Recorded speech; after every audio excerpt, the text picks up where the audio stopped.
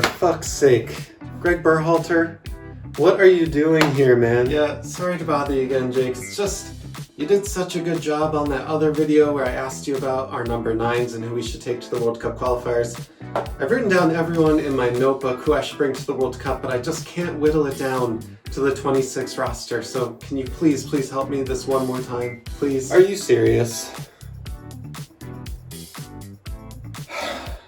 Okay. Montage.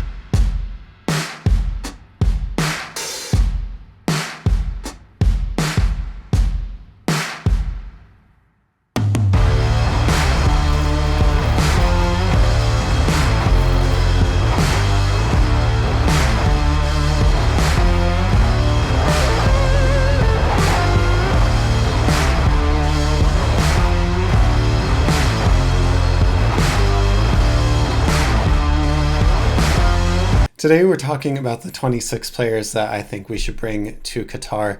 Now, Greg has asked me to put this list together, and I have obliged. I think there are 26 capable players that we should bring to Qatar that can really get the job done. I feel like this can be a special group of players, and this is coming from a perspective right before the club season start. I imagine that a few positions are going to change, especially in the forward position. I'm actually going to be taking 4 forwards, 2 of which can play winger, and I feel like that can change. A lot can change in these next few months before the World Cup, especially at the number 9. I have a few surprises that I am excited to show you throughout this video, especially one that goes towards the end, so make sure to watch the whole thing and stick around. But let's see where I am to talk about the goalkeepers. So we're going to start in Highbury, London to talk about the goalkeepers for the US Men's National Team. But first, we have to thank our sponsors, BetOnline. Our partners at BetOnline continue to be the #1 source for all of your betting needs and sports info. Find all of the latest odds, news, and sports developments, including Major League Baseball, the latest fighting news, and even next season's early NFL futures. With training camp right around the corner, BetOnline has opened up odds for team wins, division futures, and of course the Super Bowl. Head to the website or use your mobile device to sign up today to receive your 50% welcome bonus on your first deposit. Just use our promo code BELIEVE, that's BLEAV, to get the bonus and get into the action. Bet online, where the game starts. So the goalkeepers are going to be the 3 that you know, right? Ethan Horvath, Matt Turner, and Zach Steffen. Zach Steffen and Ethan Horvath have both been put on loan to the Championship, and Matt Turner has come here to Arsenal to back up Bernd Leno. If I had to put my money on it, I would put my money on Matt Turner starting that first game against Wales. He's the most consistent for the US Men's National Team, and he's going to be playing, well, he's going to be practicing, right, week in and week out for a top-level team here at Arsenal. Now, Zach Steffen is on loan to Middlesbrough. He should get a lot of playing time, and to be honest, when we've seen Zach Steffen at his best, it is when he's getting playing time consistently. So I think Zach Steffen really does have a shot here, especially if we're going to control the possession against Wales. Zach Steffen is probably the player that we want in net, although Matt Turner has been shown to save the most goals over and above Zach Steffen's possession ability and what he adds to the team. And if he's going to practice day in and day out with a possession control style at Arsenal, I think Matt Turner is going to make a lot of progress with his feet this season in the first few months leading up to the World Cup. Now Zach Steffen does have a shot with Middlesbrough. He's going to get a lot of playing time, and we might see him be at the top of the step chart. But again, I really feel like Matt Turner is a safe choice for the US going into the World Cup. Now the third keeper could be Sean Johnson. It could be Gaga Slonina if we really wanted to bring him in, but I don't think Gaga's quite ready yet, even if he gets a move and a loan back from Chelsea to Chicago Fire. Ethan Horvath is now on loan at Luton in the Championship, same division as Zach Steffen. He's going to get a lot of playing time. And while Luton made the playoffs last season, so the top 6 teams, I don't know that they're going to be as good this season. So I think Ethan Horvath will face a lot of shots.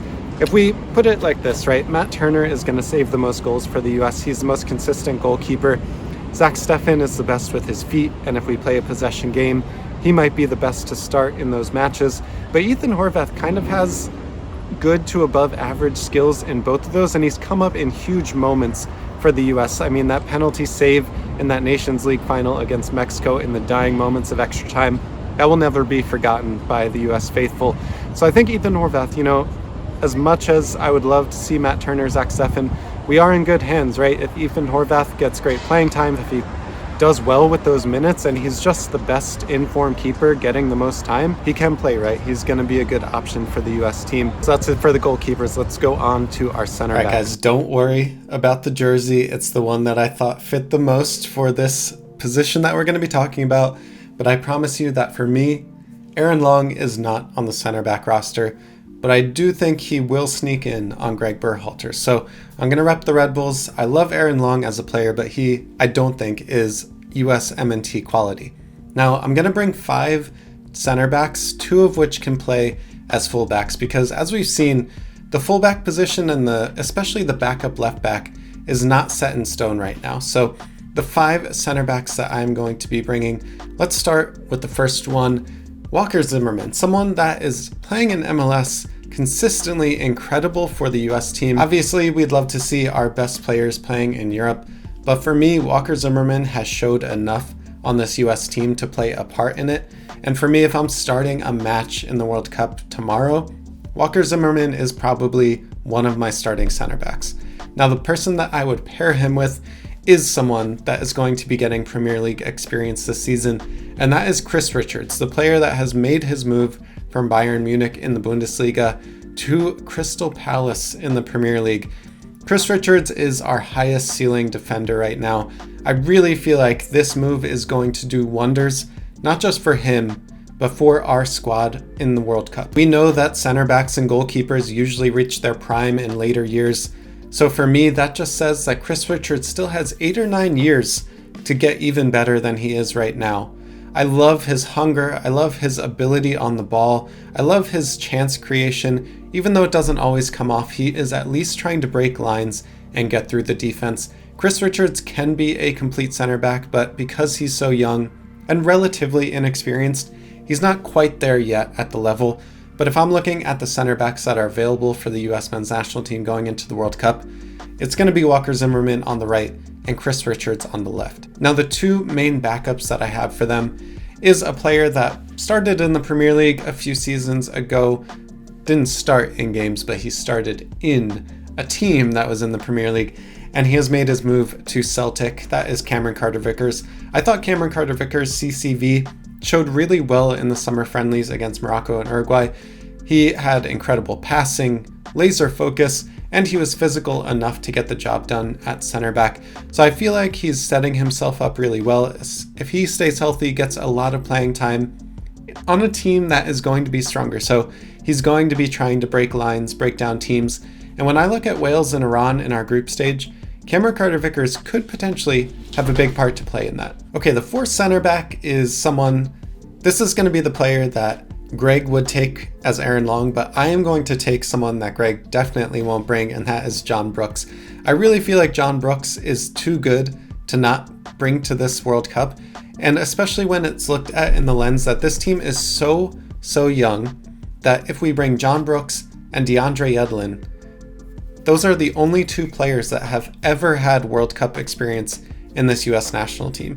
If we don't bring John Brooks, we won't have a player on our squad that has scored in a World Cup. I just feel like from an experience perspective, from a perspective also that John Brooks is still an excellent defender, an excellent passer, breaks lines really well, and he's not as slow as people would have you believe. He played for a top-level team in the Bundesliga last season.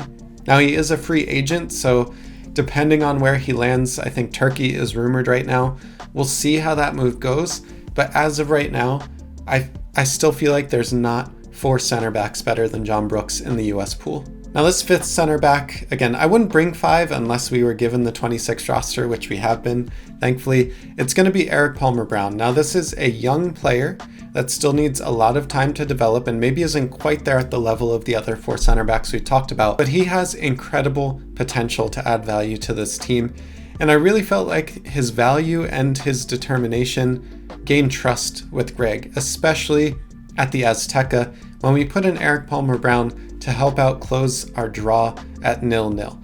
Now, Eric Palmer-Brown does prefer to play as a center back. Because we don't have a defined left back backup, Chris Richards and Eric Palmer-Brown are kind of my de facto fullbacks if we need them in a pinch. And that's why I'm bringing 5, but 2 of the center backs that we're taking can play in the fullback position if needed.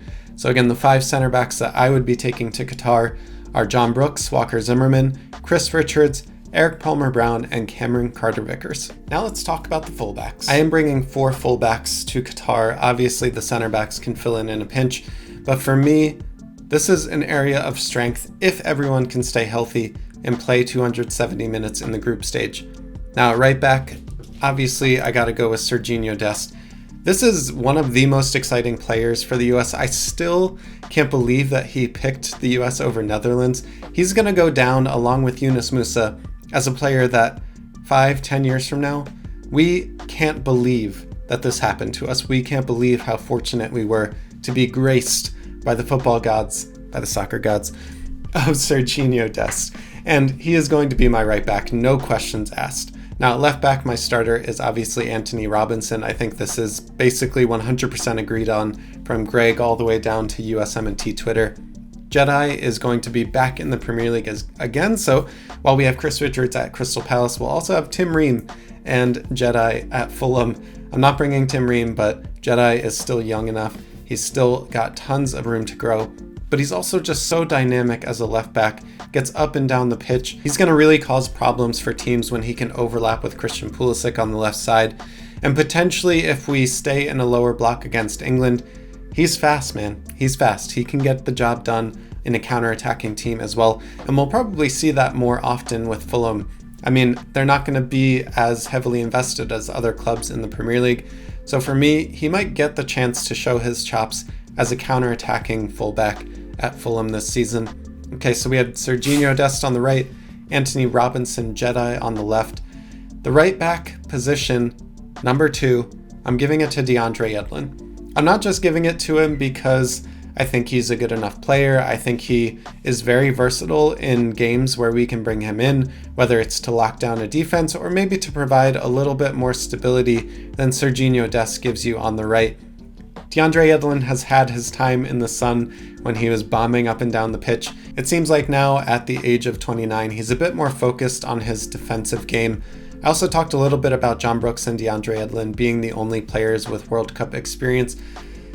So for me, you have to bring DeAndre Yedlin just because he's been at the World Cup before, and nobody else on this roster will have any World Cup experience. Now, the left back, number 2, the backup to Jedi, for me is going to be Joe Scally. And that's because he started to get game time with the US in the summer friendlies. He didn't play that great, but I really feel like that's more him being nervous, him getting his first start, him having heard some of the comments that Greg made about him and his inability to pick up the strategy and the tactics the first time he was with the team during World Cup qualifying. So I really feel like Joe Scally deserves a shot. Everything else being equal right now, I'm giving that spot to Joe Scally. But I really feel like this is a wide open position, whether that's Jonathan Gomez, whether that's Kevin Paredes, whether that is someone like DeJuan Jones at New England Revolution. This spot is still open. So I'm bringing 4 fullbacks. My starters are Antonee Robinson at Fulham, Sergiño Dest at Barcelona. My backups are DeAndre Yedlin from Inter Miami and Joe Scally from Borussia Mönchengladbach. We did have to take a little bit of an intermission for our cats to open up the hammock. So guys, if you've enjoyed this video so far, make sure to give a like for the cat Dax. Let's talk a little bit about center defensive midfielders. Now I'm bringing 3. One is kind of up in the air if he plays the 6 or the 8. But let's talk first about my starter, which is Tyler Adams, the player that has made his move now from RB Leipzig in the Bundesliga to Leeds United in the Premier League.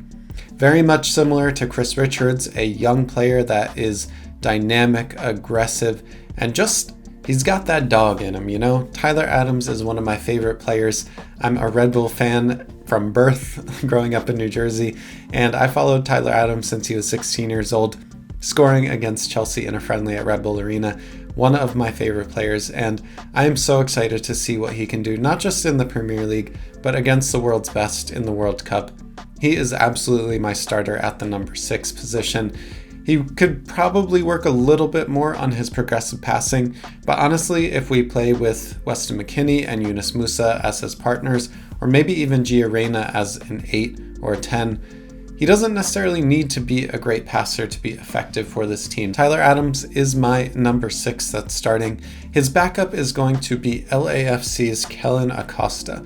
Now, Kellyn Acosta is an interesting one because he's somewhat consistent in being inconsistent for the US men's national team. Sometimes he has incredible games against Jamaica that he just runs everything, passing over the top, through the lines. Everything is there for Kellyn Acosta. And then he has games like he had against Honduras in the World Cup qualifiers or Panama, where maybe he's not surrounded by the best players on the pitch, but he doesn't really play the same as he has in those really good games. I could see potentially James Sands making a run for this spot, but I really feel like Kellyn Acosta probably has this lockdown as the backup.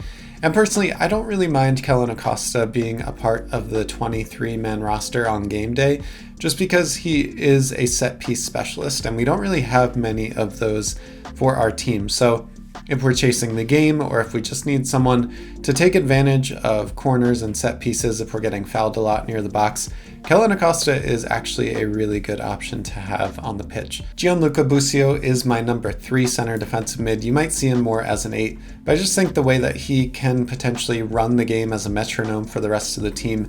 If anything, God forbid, happens to Tyler Adams or Kellyn Acosta during the World Cup, Gianluca Busio is more than capable at the number 6, and obviously him playing more positions benefits us as well. Now let's talk about those 8s, the ones that I really see as playing forward from Tyler Adams or Kellyn Acosta, and that's Weston McKennie, obviously the Juventus player that is, I think, going to make a huge splash in the club world this season. He is going to be one of the best players going into the World Cup. I really feel it in my bones this year that Weston McKennie will have a breakout season to become an international star, and the World Cup might be a coming out party for him as well. I just feel like the US can take a ton of advantage of our midfield superiority over these other teams that we're going to play, and Weston McKennie is a big part of that. You saw how important he was in World Cup qualifying, and when he was missing against Canada, we weren't really able to run the game like we wanted to.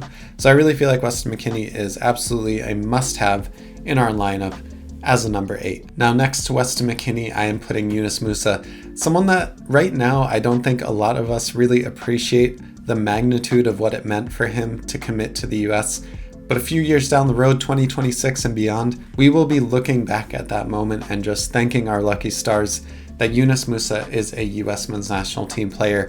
It looks like he's getting a lot more playing time in La Liga this season just based on his preseason minutes and what he's been able to give to his club team. If he can get those consistent minutes and we can have a midfield trio of Tyler Adams, Weston McKennie, and Yunus Musah all playing really well and in form, I'll take that midfield over anyone in the World Cup. To round out our center midfielders, our number 8s, I'm bringing Luca De La Torre. I mean, someone that we have been screaming from the rooftops for ages, it seems like, to come into this team.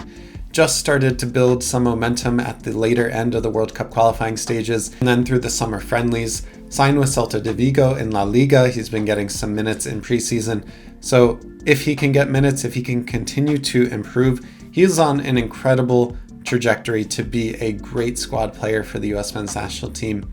He's going to be the one that rounds out my center midfield. The first name on my team sheet is going to be Christian Pulisic. We're going to talk about wingers and attacking midfielders right now.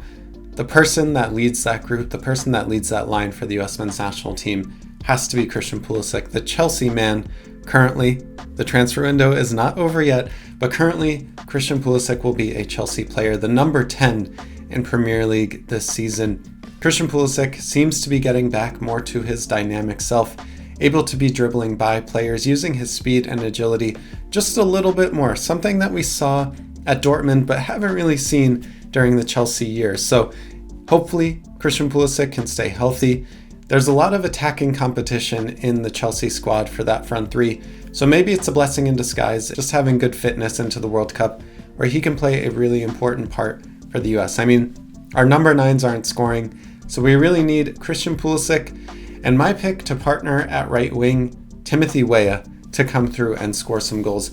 Timothy Weah, for me, was such an important part of our qualifying cycle. I'll put Weah right there with Brendan Aronson, who I consider the players that saved our World Cup qualifying cycle. We had Gio Reyna out with injury, we had Christian Pulisic out with injury, we had really important attacking players out with injury, We had number 9s that were really inconsistent. Who was there to score the goals? Brenden Aaronson and Timothy Weah. So those are the other 2 wingers that I'm bringing. Brenden Aaronson probably is going to play a more central attacking midfielder role at Leeds United. Now the 4th winger / attacking midfielder that I'm bringing, it's going to be Gio Reyna. The 19-year-old is going to be back into fitness. He's going to be healthy. He is going to be one of the best players in the world. He's already up there in talent for the US men's national team, has so much to give to this team. We saw glimpses of it when he was healthy. That run against Mexico in Azteca has to be a highlight of the World Cup qualifying cycle. I'm really excited to see what a healthy, in-form Gio Reyna can bring to the US national team. Similar to how I would put our midfield against any other team in the World Cup, our wingers are almost elite class. Maybe not quite at that top tier, but Christian Pulisic at Chelsea, Timothy Weah at Lille, Gio Reyna at Dortmund, Brenden Aaronson at Leeds. That is genuinely starting to get up there as top tier in terms of attacking talent. All right, and like I said, I'm bringing 4 strikers with me to Qatar, although 2 of them can play more as a 10 or as a winger. Because we only have 4 wingers and maybe Gio Reyna is playing as a 10 or an 8, we need players that are dynamic and flexible. The first of which is I'm confident he will be on the plane to Qatar with Gregg's roster, is Jesus Ferreira. A player that, other than Ricardo Pepi, really again just saved the day in World Cup qualifying. Someone that I'm excited to see their development. I know we're all really excited about our 19-year-olds, right? Like our sub-20 players, your Gio Reynas, your Ricardo Pepis. But really, Jesus Ferreira is still 21. Is he? Maybe I should check that. Is Jesus Ferreira 21? Jesus Ferreira is still only 21 years old. He has so much more to give, and I think with consistent playing time with FC Dallas, if they make the playoffs, he'll be, towards the end of his season after he's played a full season. That bodes well in terms of fitness, in terms of form.